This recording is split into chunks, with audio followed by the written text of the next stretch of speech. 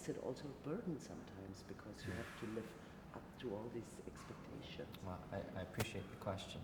I'd like to think that my music and movies inspire people to be the best that they can be themselves. You know, be themselves. Be true to yourself, and to not let any of those obstacles get in your way or make you give up. You know, convince you that you can't do what you want to do. Okay? But of course, there's a lot of hard work and there's a lot of process. And I think that in this film, you see, because before we did this concert, nobody had done it in this venue before, and there was a lot of red tape. There was a lot of procedures and permits, and people said, you know, don't try to do this because this place is like this venue is like a national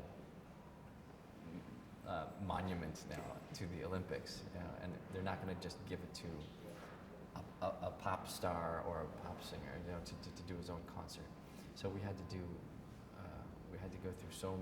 jump through so many hoops, and we just really never gave up. It took us from 2008 to 2012 just to get the permit. Yeah.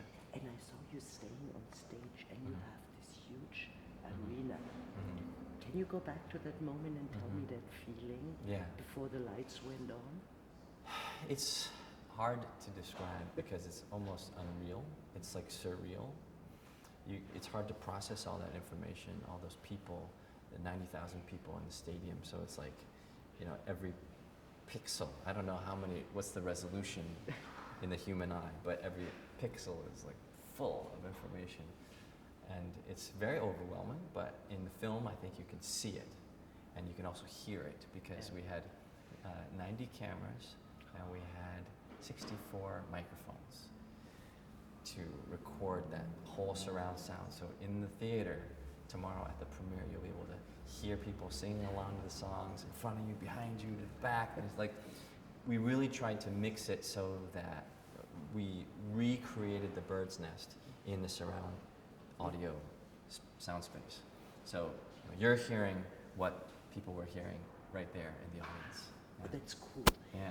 And how was it for you the day when the cameras ran and no camera was pointed on you anymore and no fan was there? You were all by yourself. How did you feel? At the end? At the end, was it a relief and nothing pointing at you anymore?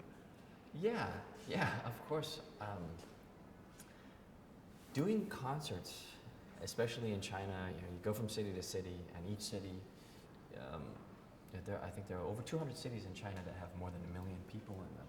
So when you go from city to city and you do these stadium concerts, 30,000, 50,000, 90,000 people per city, per night, and it's like this adrenaline rush every night, and then you get in the car, and it's like complete silence, and you go back to the hotel, and you're just like, it's so quiet, like that emotional roller coaster is something that is challenging, I think, has been challenging for me and a lot of other artist friends of mine that I know in China.